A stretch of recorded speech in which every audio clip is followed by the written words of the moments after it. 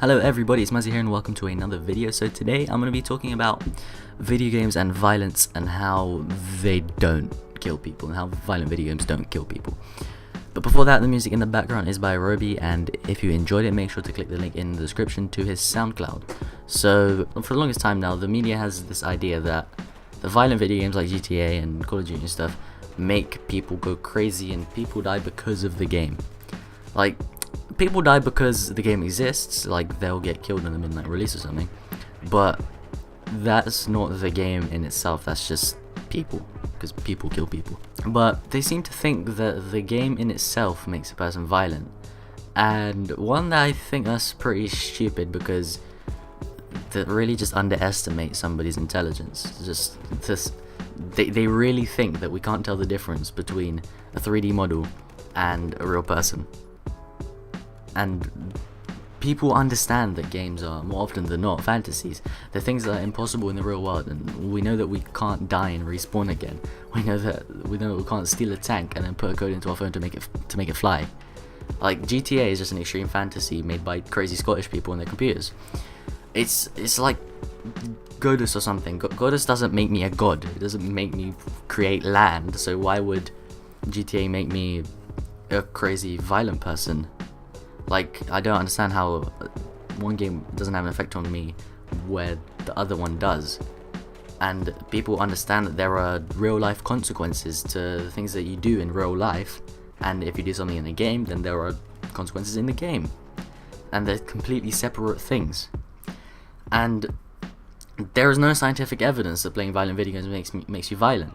There is evidence that these games make people aggressive, but the idea that this aggression turns people violent is just nonsense. There's no proof of it. If somebody doesn't understand the difference between a game and real life, then there's either something wrong with them in their brain, like there's something wrong there mentally, or there was something wrong with the way they were brought up, and they didn't learn the difference. And you can't blame the game. These games have ratings, and most adults playing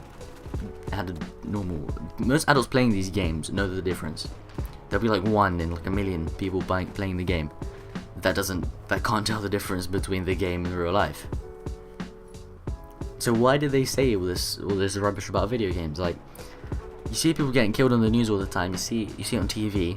They're crazily violent things in books and stuff, which I think are worse because it makes people imagine what's happening. But people always decide to focus on video games, and I think it's because it's a new form of media and people don't appreciate it as much as any other type of media like TV. And their reasoning is that video games are interactive, and that means that people choose themselves to kill somebody in a game. But in a TV show, you don't choose to do it, you're watching somebody else do it. But people know that they're not this person in the video game. They might pretend to be that person, but they know they are not that person. But why does this interactivity make such a difference? If you take a step back, you can see that it could be some sort of stress relief, and like, it's not too far-fetched to say that if somebody is really angry and they play a game and beat the crap out of somebody, it makes them a bit less angry. Like, when the Oculus Rift comes out, it'll be a lot better for that. There'll be a whole other level of carjacking and beating people up. And games are an escape from reality, and people know that. People like to do the impossible things, and things that they can't do in real life, or things that they shouldn't do in real life. So they do it in a video game. Like, it's psychologically healthy to find an outlet for your aggressive impulses, and doing it in a video game means nobody else gets hurt. I might get annoyed if you hack or something, but that's not the same thing. So from this, we can conclude that GTA makes you a better person, and you should buy it right now. So it's fine me telling you this, but there was a study like showing video game consumption against gun-related murder rate per 100,000, and you'll see the graph on your screen. And because these are statistics, they're 100% correct all of the time, and statistics are never wrong. So you'll see that, first of all, the US has an extremely high gun murder rate, which for a developed country is just crazy. And I do know that guns aren't the only thing used to kill people, but this gives you a decent view on the sort of effect of video games, and you can see there's no correlation at all. And I want to focus on Korea on the list. Look at Korea, where they are. They're like they watch StarCraft on TV, and StarCraft's an extremely gory and crazily violent game that no kids should play. But every single person in Korea plays StarCraft without fail. Every single Korean has played StarCraft in their life, and they're all amazing at it. And they have some of the lowest gun murder rates in this list of very developed countries. So I'll let you be the judge of that. You can clearly see that it has no effect on it.